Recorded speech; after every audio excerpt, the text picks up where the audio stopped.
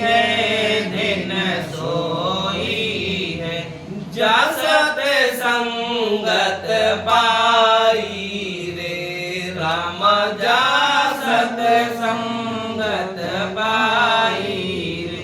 नर नारी को कारण नाई, जो नर नारी को कारण नाही, जाओ रे ऐसी आई रे राम, जाओ रे ऐसी आई रे। दिन सोई है दिन सोई है, जा सतसंगत पाई रे राम, जा सतसंगत पाई रे। गृह में रहे साच नर बोले, गृह में रहे साच नर बोले, भजन रात दिन होई रे राम, भजन रात दिन होई रे।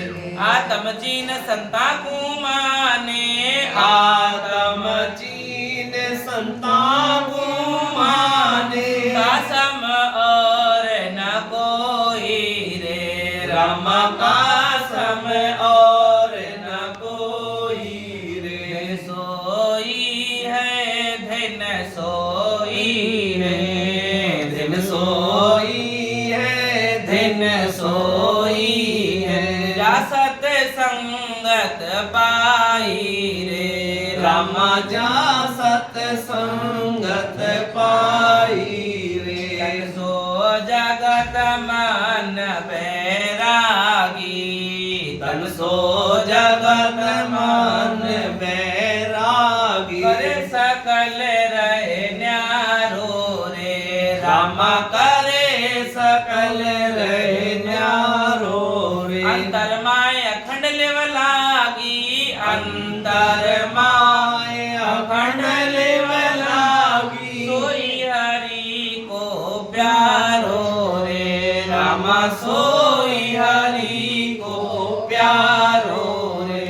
दिन सोई है दिन सोई है, जा सतसंगत पाई रे राम, राम, जा सतसंगत पाई रे। रैया त्याग कहा घर बन है, गया त्याग कहा घर बन है, फिर फार नहीं कोई रे राम फेर फार नहीं कोई के रे। सुख राम साची लेव लागी, के सुख राम साची लेव लागी, काए मुगत नर होई रे राम, रामदाय मुगत नर होई रे। सोई है दिन सोई है, जा सतसंगत पाई रे राम, जा सतसंगत पाई रे। बोलो राम सद्गुरु जी महाराज ने धन्य हो। दिन सोइए जा सत्संग पाई और सत्संग जिसे कहते हैं जिसके अंदर सत उतर आया हो, मतलब सतगुरु की संगत। किनकी संगत? सतगुरु की। बारी बारी आया हंसा काज। जो वर्तमान में सतगुरु होते हैं उनके पास बैठना ही सत्संग है। उनके मुखार बिंद से जो वाणियां निकल आए वो सत्संग है, और उनका आशीर्वाद मिल जाए तो मोक्ष होता है। उनका आपका मोक्ष कब होता है? जैसे आप गए थे महाराज साहब के दर्शन करने, आप भाग्यशाली थे, इन्होंने लास्ट टाइम में दर्शन करे गुरुदेव के। गुरु पूर्णिमा वाले दिन ही पहुंचे और 4-5 बजे पहुंचे होंगे। ये बाकायदा बड़े प्रेम से लास्ट में इन्हें अंदर दर्शन हुए बहुत अच्छे से। और उसी दिन फरिश्ते आए थे परमात्मा के घर से। हाँ, उसी दिन महाराज साहब प्रवचन कर रहे थे जाल वाले बेरे में। प्रवचन करते करते महाराज साहब ने एकदम बोला माइक पे, बच्चों जो जहां बैठा है वहां की मिट्टी उठा लो। हाँ, एकदम लाइव है ये बात। बच्चों भाइयों, तुम जहां बैठी हो वहीं की मिट्टी उठा लो और जो चाहो वो कर लेना। उठा लो। अरे सबने एकदम ज्यादा मिट्टी उठा ली, ये तो ऑफर तो इंडिया वाले ज्यादा ले लो, बोले ये तो काम आएगा, बाद में काम आ जाएगा। और सबने वो उठाया। तो मुझसे 8-10 दिन बाद बोल रहे थे गुरुदेव, उस दिन तो बताया नहीं, बहुत पब्लिक थी, मैं अपने कहानी में लग गया कि बेटा मैंने उस दिन ऐसा क्यों बोला। मैंने कहा जी राम महाराज आपने ऐसा क्यों वचन निकाले।